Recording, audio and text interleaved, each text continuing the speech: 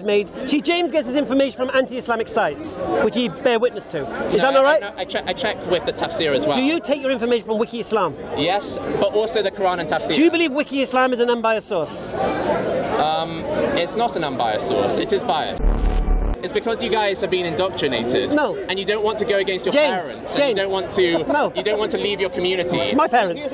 My parents are not Muslim. Yeah. You're an exception though. Most people here were born into Islam, and they don't. They don't want to let down their parents. All the boys. That's the Western Eurocentric arrogant twat I want to see. So, just because the Prophet Muhammad has never encountered this situation, it doesn't mean there's a problem with it. It just means the Caliphs solved the problem.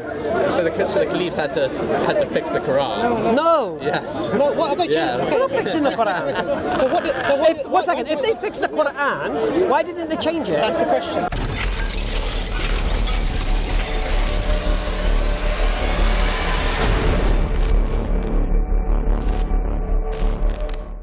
But it's nothing more than your subjective opinion. It's sensible. No, it's subjective opinion. Okay, you can call it that, but it's sensible. It's subjective opinion. Are you saying subjective opinion is sensible? What? Are you saying subjective opinion is sensible? Certain subjective opinions may or may not be sensible. So accusing someone of lying, having no reason to accuse them of lying, is sensible? No, but I do have reason to accuse them of lying. I haven't. Should we let him go with this? We haven't pinned down what the incentive is. But I've shown that there is a clear error that shows that this isn't from God, and they don't want to hear it. Okay. For the benefit of the audience, not necessarily. No, let's hear it. Okay, cool. You're itching to tell us. Thank you.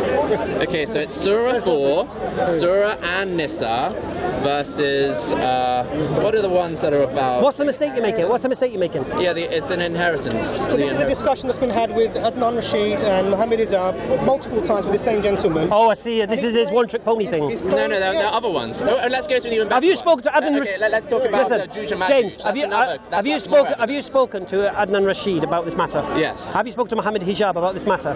Yes. Have they answered you? Not well. No. According to your subjective opinion. Yeah, like all that Adnan Rashid did. Sorry, no. All that Adnan Rashid did is said, "How many tafsir have you read? How many tafsir have you read?" He didn't answer the question. Mohammed Hijab did. Mohammed Hijab did well. He managed to give what the orthodox Sunni position on the matter is. But the problem is that the orthodox Sunni position of the matter is ridiculous, and it's so insane. It's insane to believe, because what the orthodox Sunni position is. So basically, kind of, I'm dying to know. What's the point? I'm going to summarize now. So basically, these inheritance verses. I think it's 100. Is it 111 and 112 in Surah An-Nisa? You're the one presenting the claim. I'm going to give you a bit of shit here. While you're doing that, I'm going to continue my why he didn't lie. Okay. All right. Can we go back to this once I do find it? Yeah. Okay. Now you claimed he did it for power and wealth, and yet his whole life he lived frugally. Yeah, he slept on a mat on the floor. When he died without a penny to his name. His wives would complain, why can't we have this? Why can't we have that? Yeah? So this is a man you claim did it for money and power, and yet when he had the power of Arabia at his fingertips, he didn't benefit from it. He didn't, like I said, he died without a penny in his name. He did benefit by having a lot of wives, though. Okay, prior to Islam, you could marry as many women as you liked. It's kind of fun to be allowed to marry 11 wives and then tell everyone else, oh, you guys are only allowed to marry 4 wives. That's kind of a perk of happening to be. Unless his marriages were for political unions. But he enjoyed them, did he not? He had sex with each of them every night. So? And so therefore he's enjoying the benefit of having 11 wives, where everyone else is only allowed 4 wives. It's kind of a perk of the job. Do you think so? Yeah. So before I do think before so. he made the rule, there was no limit, so you can marry as many as you wanted. So why would it matter? Limit to 11? Because he also kind of made sure that everyone else didn't have 11 because wives. People were still marrying as many as they wanted. No. And then when he made the rule, you can only have 4 wives. Everyone else stopped being allowed that many wives, except for him. That's convenient. So you're basically a hyper-skeptic who thinks everything is possible, and therefore everything happened. And using your. I think that's a mischaracterization. You're hyper-skeptical. You've accused a man of lying with no motive and no capacity to lie. And you're basically skeptical to a sensible degree. Not at all. Absolutely unreasonable. No evidence of there being any lies before. Suddenly a person becomes. No. It's his claim. It's your claim, mate. Suddenly a person. We'll get there in a minute, but it'll just help us get there faster if I remember which of the verses Suddenly a person becomes a liar and then starts to enjoy it. I mean, where is the reasonableness? It's answering Islam. I like Wiki Islam more, actually. Same. It's written by ex-Muslims. Answering Islam is written by Christians, which is like slightly... Don't you think the Wiki Islam are ex-Muslim Christians? Some of them might be Christian. They're all Christians, mate. So you Really? Every single one of them's a Christian? I'd say majority. That's interesting. That's interesting. So the sources you get information from are biased. I thought it was 111. It's actually 11. Sorry. My mistake, everyone. Sorry for the delay, everyone. Okay. So the error in the Quran that... This is your error. Yes. Your claim of an error. You're claiming this is an error. It's my claim, but according to you. It's also true that according to your judgment. Well, it's also true that it's an error. Well, no, it's your subjective opinion. No, it's what anyone would conclude if they were... No, well, let's see who agrees with you. Okay, so I'll read both the verses out in full first. Allah instructs you concerning your children. I'm going to read the parts and brackets as well from the Sahih International Translation by Aisha Bruli. No, don't do that. Okay. Because they're not in the text. Okay, but I mean, okay, fine. Allah instructs you concerning your children. For the male, what is equal to the share of 2 females. But if there are only daughters, if there are daughters 2 or more, for them is 2/3 of one's estate. And if there is only one, for her is half. And for one's parents, to each one of them is 1/6 of his estate if he left children. But if he had no children and the parents alone inherit from him, then for his mother is 1/3. And if he had brothers, for his mother is 1/6. After any bequest he may have made or debt. Your parents or your children, you know not which of them are nearest to you in benefit. An obligation by Allah. See, in the translation it says these shares are an obligation by Allah. Okay, but since you don't want me to read out the parts in square brackets, it kind of doesn't scan as well. But I'll continue leaving out the parts in square brackets as per your request. An obligation by Allah. Indeed, Allah is ever knowing and wise. And now verse 12. And for you is half of what your wives leave if they have no child. But if they have a child, for you is 1/4 of what they leave. After any bequest they may have made... Oh, sorry, I read it by accident. After any bequest they made or debt. And for them is 1/4 if you leave no child. But if you leave a child, then for them is 1/8 of what you leave after any bequest you made or debt. And if a man or woman leaves neither ascendants nor descendants, but has a brother or a sister, then for each one of them is 1/6. But if they are more than 2, they share 1/3. After any bequest which was made or debt, as long as there is no detriment, an ordinance from Allah, and Allah is knowing and forbearing. Okay, so those are the 2 verses in full. Where these verses reveal a clear error is when you consider these instructions being applied to a man who is married, has 2 living parents and 2 or more daughters and no son. Then the verses instruct that but if there are daughters, 2 or more, for them is 2/3 of one's estate. So 2/3 of his estate, what he left, has been allocated. Are you going to do a Rain Man maths type thing now? Yeah. I mean, it's necessary. Okay. If it's a mathematical Let me ask you a question. I do need to tell you. Why would Muhammad say that? Why would Muhammad say that? Yeah. He didn't leave any inheritance. To construct his society. No, but he didn't leave any inheritance. I've already said, like, kind of, even if there isn't any understandable motive, why would he put that in if I can show you that it's an error, then we would have to conclude it's not from God. No, what we would do. So let's not go back to the first 20 minutes. I ain't going to go through your Rain Man maths. Well, it's not hard. It's just simple mathematics. Muhammad's basically telling the audience to do something. What did Muhammad say? He said that the scholars then later decided that they should fix the Quran's instructions and make each person have a slightly lower share. Because at the moment, when these shares are applied to a man who has a wife, 2 parents, and 2 or more daughters, they add up to more than the total amount of the estate. It instructs him to give away 9/8 of the estate, and I'll show that to you right now. Okay. So remember. So this is your proof. We're talking about a man. Yes, a proof. We're talking about a man who has 2 parents, a wife, and 2 or more daughters. And the verses say, if there are daughters 2 or more, for them is 2/3 of one's estate. So that's 2/3 of the estate gone. Okay. Then, for one's parents, if he left children, to each one of them is a sixth of his estate. Okay, so that means a sixth of the estate goes to the father, a sixth of the estate goes to the mother. Now that's 2/3 of the estate plus a sixth of the estate plus a sixth of the estate. That equals, you know, a third. No, so 2/3 plus a sixth equals 1. We've now given away 100%. All of the estate has now been given away, Right. and yet the Quran goes on to say, and for your wife, if you leave a child, for them is an eighth of what you leave. Okay, so it's trying to tell him to give away an eighth after giving away already all of the estate. Right. So you can't do that. It's impossible. You've given away 100% of the estate, and yet it's still saying to give away an extra eighth, like 9/8. That is equally as impossible as if I said to you, oh, give half this pizza to your daughter and half this pizza to your son and half the pizza to your wife. Like, if I said that to anyone here, you'd tell me, oh, hold on, you've made a mistake, these instructions are impossible. And yet these are the instructions in the Quran, supposedly from God. But God wouldn't make a simple mathematical error like this, okay? And so so this error was actually discovered in Islamic history after Muhammad had died. That was the first time this error came up. It was discovered by Ali bin Talib during the reign of Umar, and that's from Muslim sources, by the way. And he noticed this, and they were like, you know, guys, like, what do we do? And what they decided... Sorry, show me that. Show me that. Okay, it's from Islam Web. I need to do a bit of Googling for that. Well, Google is your friend.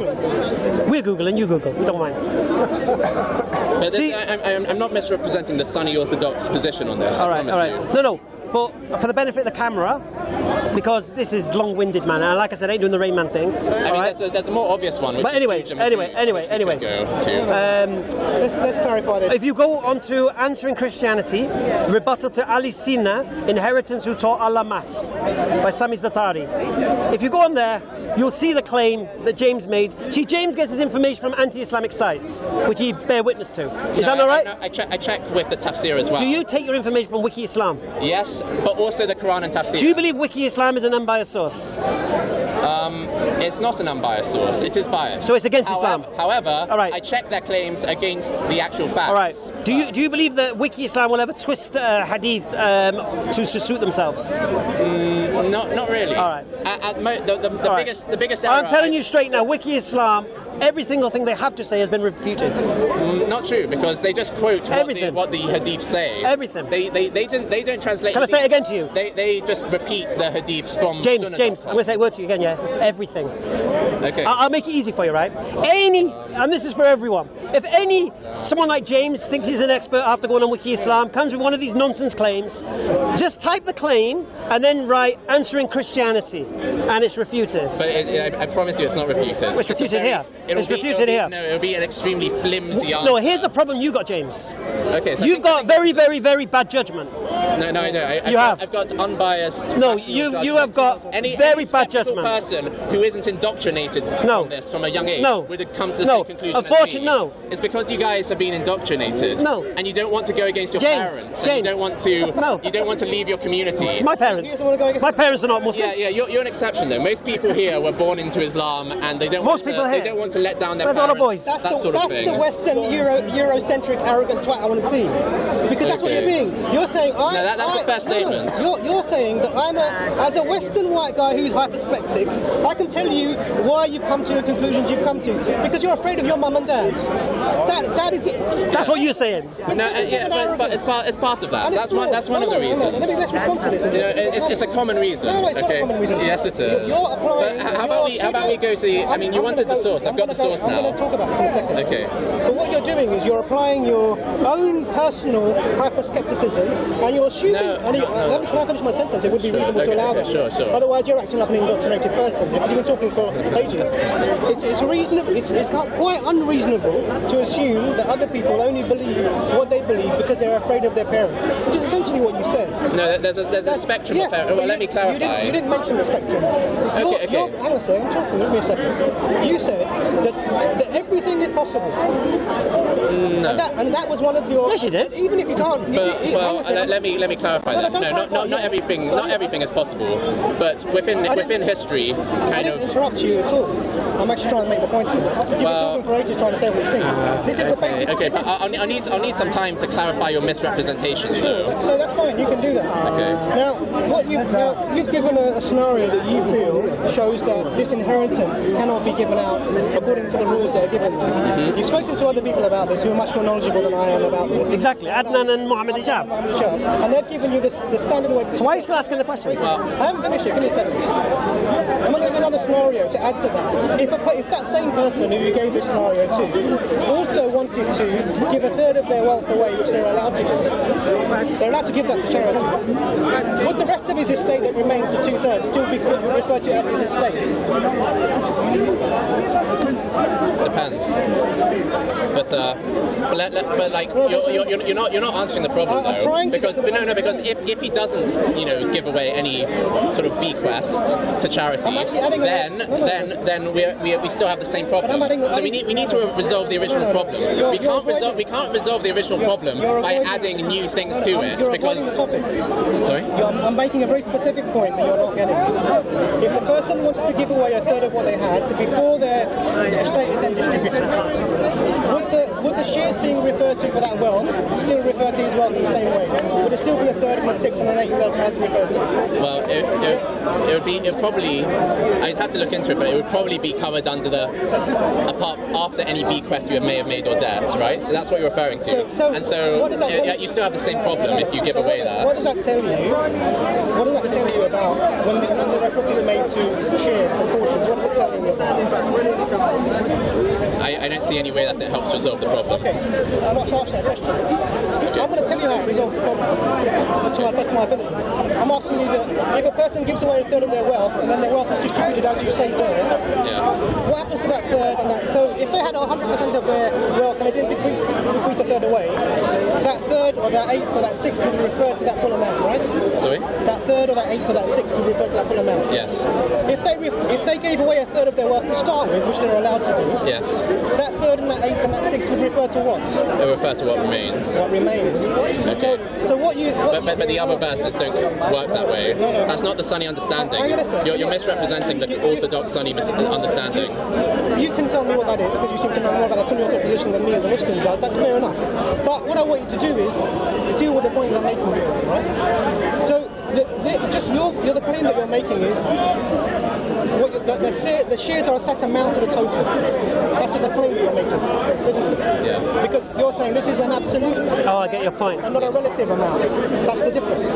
Now, if someone gives away a third, and then the Quran is still saying to them, give a third of what you have to so and so and so, it's not referring to the total amount to start with. So the third that was saved for a particular relative now becomes a smaller portion of that, originally a larger amount. And then the fractions go again into that. So when you have a scenario, and you presented a scenario when the fractions amount to more than the total what happens, and you understand the position, what you do is you take each person getting the amount that they should have. From what's left. And you reduce it to the wealth that's available. That's a reasonable position. That's not your assumption is this is somehow a mathematical error. It's not. It's a practical application of the verses that we have. Yeah, I get that. So for 1400 years, Muslims have been applying this without any problems. Okay. Now you have the problem, and I say it's your problem. No, it's not my problem. I think it'll help to bring, because 20 minutes ago or a few minutes ago you asked me to provide evidence for the claim that this error was first. Yeah. That's what I want to hear that. So I'm going to read out kind of an article on it. Can I read it? Can I see it? If you don't mind. Sure. Yeah, sure. It's from Islamweb.net. Right. Okay.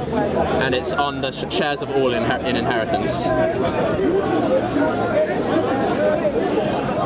That's exactly saying the same. No, it isn't, because... Okay, 1 second. There is no... Okay. Well, your response is closer to the Shia view, and the Shia view isn't actually supported well by the text, and I can explain why. James, the beginning of the answer is there is no hadith reported from the Prophet ﷺ on this. Yeah, that's what I claimed, yes. Right, so what's your point? I claim that this error was first discovered after Muhammad had died, and it says that... So what you're saying is, while Muhammad was alive, everyone was doing this inheritance no problem. No. Yes. No. This event had not come up because families where there were only daughters were rare in society at that time, because people used to kind of kill their daughters until they most families at that time had pre-Islam. Well, Islam ended that. Yeah, but how many new families will have Had daughters. How many new families will have had kind of In 23 years. In 23 years. and then you need kind of the father. How many wives did they have? Depends. Some of them had one or two. But no, it says very clearly from a Muslim source. I'm gonna. No. Well, I'm asking you a simple question. In the 23 years of the Prophet Muhammad's life, this will answer your question. No, it won't. Yes, it will. There is no hadith reported from the Prophet that indicates that he applied all, which means that the shares of inheritors exceed the whole of the inheritance regarding the issues of inheritance. Right, who's saying? So the shares of the inheritance exceeding the whole inheritance is exactly the problem that I'm bringing. Right. Okay. So there are no hadith that records that this occurred or he mentioned it at any point. Right, go on. True, but let's continue. Okay. Absence of evidence, not evidence of absence. However, he urged us to act according to the sunnah of the rightly guided caliphs and stated that the sunnah and the consensus of scholars are sources of legislation, saying, you must follow my sunnah and that of the rightly guided caliphs, abide by it and hold on tight to it, as if with your molar teeth. Abu Dawud, Tawafi, Tamifi. So what do you think this is saying? And sorry, let me continue a bit more.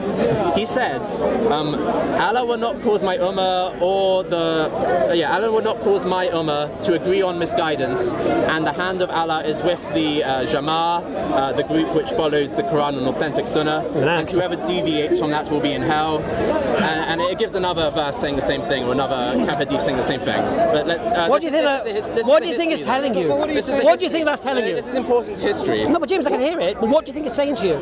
It's going to tell me that this problem was not known about, or dealt with, or arised, or fully dealt with. No. Yes, this is. Shall I tell you what it tells me? Good evidence. Shall I tell you what it tells me? All was applied by the rightly guided Caliph Umar and the companions during his time. Agreed with that. And sorry. All was applied by the rightly guided Caliph Umar and the companions during his time agreed with that. However, Ibn Abbas held another opinion after the death of Umar, an opinion that has become nearly obsolete. This is kind of similar to what you were proposing. He's the one who's saying that it should be relative, like each person gets sort of sequentially give away what remains for each person. Okay. I never said that. It sounded like you were saying that. So my apologies. Okay. So Ibn Qudama said in Al-Mughni, the opinion of applying all has been adopted by all Muslim scholars except Ibn Abbas and a small group that held another opinion. We do not know at the present time anyone who adopts the opinion of Ibn Abbas. We do not know of any disagreement among the jurists of the Islamic states regarding applying all. All perfect praise to be to Allah. And who's saying that? That's from Ibn Qudama. Who's he? I actually don't know. Oh, right. But you don't know. He's a scholar, I guess. Scholar of what? If you disagree with what he's saying, then bring evidence. But I don't think that's important. No.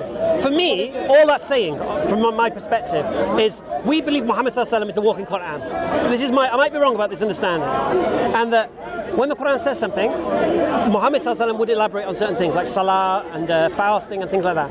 Now, this particular issue may not have come up. Yeah. Because if it had come up, he would have been asked. Yeah, there would have been a problem. Right. So, just because the Prophet Muhammad has never encountered this situation, it doesn't mean there's a problem with it. It just means the Caliphs solved the problem. So the Caliphs had to fix the Quran. No. Yes. No, what have they changed? Yes. They're not fixing the Quran. One second. If they fixed the Quran, why didn't they change it? That's the question. No, they didn't change the word. Why not? But they applied. They did something that's why different not? from what Because the word didn't you says. say? They're doing something that's different from what the words say. Didn't you say Ummah did this? Yeah. And then after Ummah came Uthman. And you believe Uthman put the Quran together? Maybe. Do you believe that Wiki Islam believes that? I don't believe every single thing written on Wiki All right. Islam. So why didn't they change the Quran to correct it? Because that would be admitting that the Quran is a work of man. They want to maintain. Alhamdulillah. They want to maintain this delusion. They want to maintain this delusion to have their power structure. Or big conspiracy. Yeah. Big conspiracy. Well, yeah. It's an incentive. What you were asking about earlier, it's an incentive. But anyway, let me get to the juicy part. The cause of all first presented itself during the time of the rightly guided Caliph Umar ibn Khattab. It was stated in Al-Mawsu al-Fiqhiyah, the first case of all was for a woman who died and left behind a husband and 2 sisters. This occurred during the beginning of the Caliphate of Umar. He consulted the companions and said, "By Allah, I do not know which of you comes first and which comes next. If I start with the husband and give him his right in full, the 2 sisters will not take their right in full. And if I start with the 2 sisters and give them their right in full, the husband will not take his right in full." According to the most recognized accounts, Al-Abbas ibn Abdul Muttalib suggested he could apply all. Other accounts have it that it was Ali ibn Talib or Zayd ibn Thabit. It was narrated that Al-Abbas said, "O leader of the believers, tell me, if a man passed away and left 6 dirhams and he owed 3 dirhams to one man and 4 to another, what would you do? Would you not make the wealth into 7 parts? He said, yes. Upon this, Al-Abbas said, it is the same thing, thus Umar applied the principle of all. Okay? So what's the problem? The problem is that basically that relegates Allah to the position of a debtor who cannot pay his debts and is giving out more than he should. Okay? Because if you promise more, what he's saying is that like if a person dies and he owes debts and there isn't enough to go around, then you divide it into shares and give each person reduce each person's share proportionately. The person who dies with more debts than he can pay has done something wrong. Yes. This means that the Quran, or Muhammad, the actual author of the Quran, did something wrong because he gave away more shares than could be accounted for without realizing it. And if this is not the case, why would the hyper-intelligent creator of the universe write a legal system in his perfect book, which is the perfect word of mankind, and not mention, by the way, this doesn't work in several circumstances? In that case, treat it like a debt and reduce each share proportionately. Why did he not do that? It's because the most reasonable explanation is because kind of Muhammad didn't consider this. He wasn't that strong. So I understand this because it's gobbledygook, mate. But anyway, are you saying that if a man's inheritance can put him in debt? Is that what you're saying? What? Are you saying that a man's inheritance can put him in debt because there's not enough shares to go around? No, that's not what I said. What are you saying? I don't get it. What I said was... Don't repeat it. Well, how do you want me to explain it? Well, not like you just did. Myself? Just a little bit more... just nuance. I don't just summarise.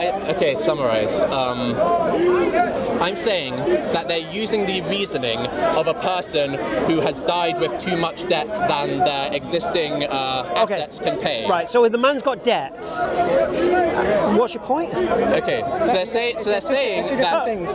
Whose problem is the debt? The debt is the problem of the person who died, right? Having too much or having too many liabilities to pay for with his assets. Are you talking about debt or inheritance? Because they're 2 different. Are you saying the inheritance? Yeah, I know. So are you? No. You brought up debt, mate. No. The person who brought up debt. No. So are you saying? The so what you're saying is this. So what you're saying is a man who has debt, before he can pay that debt, his inheritance has to get shared out. Is that what you're saying? No. You're not saying that. No. Right. So what are you saying? I'm saying that trying to explain away this problem of inheritance by saying, oh, just do the same thing as a man who dies with too much debt to pay. So what's the problem? Is admitting that's kind of Allah, or rather Muhammad. But what's the problem? I'm not getting the problem. Too much shares than can actually be paid, by designating more than can actually be paid off. When there's a situation where there's debt beyond the estate of the person who's died, yes, the instruction is that the family have to clear his debt because we're told that the debtor will not enter paradise. That's our saying. Yeah. So you're talking about apples and oranges. I don't know why you're including debt. The reason why I'm talking about. If he's got debt. The reason why I'm talking about debt is because the scholars, when they were trying to construct this fiqh, fix this patch. No, James, you've been explained this by Adnan. Exactly. No, he didn't. What scholars? What scholars? Please go away. James. Please go away. Why are you worried, James? No. Why are you worried, James? Yeah, because all that you're going to do is ask, how many tafsir have you read? That's what you're going to do. Don't worry, James. I won't embarrass you again. I won't embarrass you again. Don't get worried. Like, these guys are actually using their intelligence. James has been exposed as a hyper-skeptic. As many times. Completely. James, as I said, you're just going to bring down the tone of the debate and talk about nonsense. Adnan, why are you worried? Okay. I mean, you're jumping into insults already, but don't worry, James. I won't lower myself to your level. My point is, James, you've been explained this many times here. And keep asking. What you're doing is you're not accepting it. Now, the fact of the matter is, a minute ago, you quoted someone, and you don't even know who you quoted. When Hamza asked you, who is this person, you said, I don't know. I don't know about that. No, but I just want to concentrate on the problem. How do you know that guy's not wrong? Okay, let me address this first of all. Let me address this first of all. Let's go point by point. All I'm doing is presenting the Orthodox Sunni consensus. That's what I'm doing. If you have a problem with the Orthodox Sunni consensus, then go become a Shia or a Quranist or something. Because I'm representing the Orthodox Sunni consensus. So you're just like muddying the water here. You're polluting. You're just doing like you're getting scared, noise and I haven't even said anything yet. Because you aren't going to bring any evidence or logic.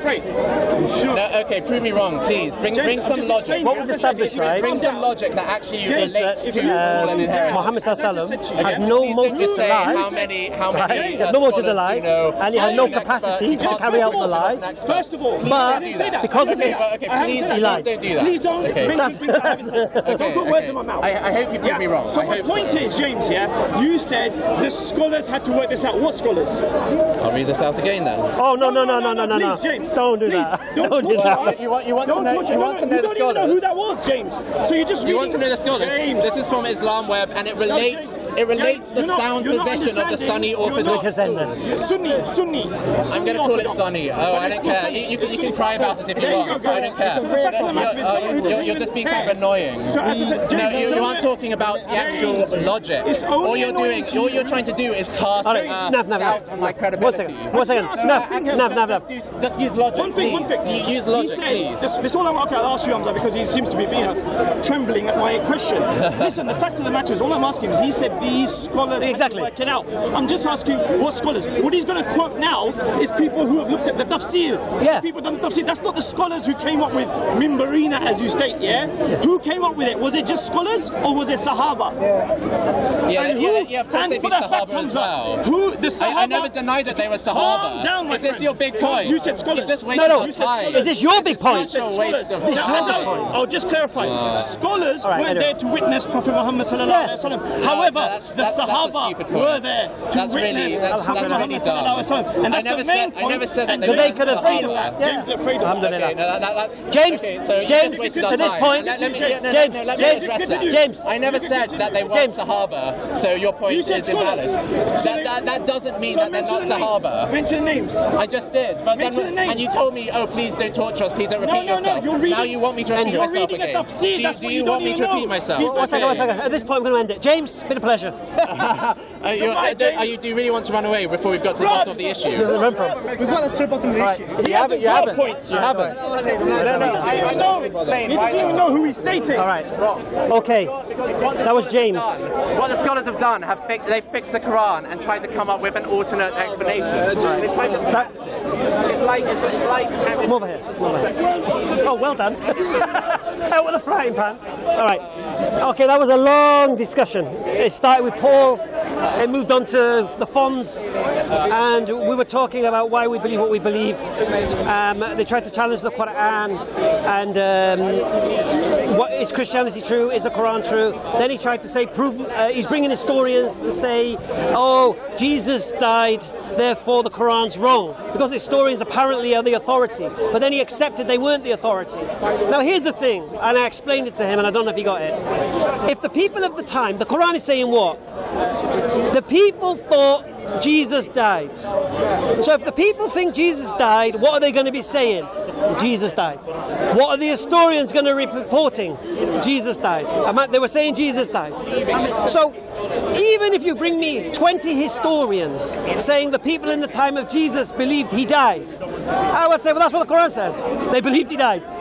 It says a nonsense. But then what I explained, I said, look, My belief is solid. All right. I believe the Qur'an is the word of Allah. I believe Muhammad sallallahu alaihi wasallam is a messenger of Allah. If what you've got doesn't reconcile with that, I'll throw it away. You want me to listen to what you've got to say? Challenge what I got. I don't need to listen to your historians. You prove to me the Quran is not from God, because God is my authority. Historian, subjective, history, Victor writes the history, is not my standard. God is my standard. So we moved on from that. Then James comes along, and he's trying to say, oh, the Quran is in error because of this inheritance thing. And he was dying to show us. But what I said is very simple. I believe Muhammad, peace and blessings be upon him, is a messenger of God. I believe that. Now, if you don't believe that, then you claim he lied about that. So we asked James, what was Muhammad sallallahu alaihi wasallam's motive to lie? What was he looking to gain? You can claim money, power, wealth. Okay, we make your claims. But then we need to ask, when we look at the life of Muhammad sallallahu alaihi wasallam, did he live a powerful life? Did he live in palaces? Did he walk around in gold robes? No, he slept on the floor. His rolls were bare. He died penniless. Subhanallah Adim. His wives would complain, oh, why do we live like this? You're the... Subhanallah Adim. So if we're trying to say this man is a liar, then he needs to have motive. And if his motive is to be a charlatan and to gain power and wealth, and he became king of Arabia, then why did he not employ that? Why did he not demonstrate that? Why, when people stood up when he came in the room, he said, no, don't stand when I enter the room, like the Persians do. He was humble.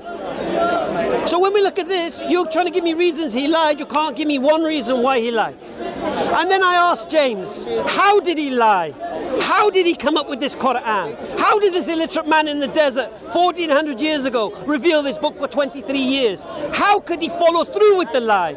You've got two options. Your claim is what? That Muhammad ﷺ somehow memorized the texts of the Christians, not just the Bible, but the Apocrypha, and the texts of the Jews, and not just the text of the Jews, but the oral tradition of the Jews. And then what he did, in his mind, rehashed it all, changed it all, and then over 23 years revealed it. And he was illiterate. That tells you he doesn't have the capacity to do that. Impossible. And then the next one is he had a teacher, a secret guy who he was meeting, who was telling him these things. We have no evidence of this. For 23 years he revealed his message. We have no evidence going to meet this person, going to meet that person.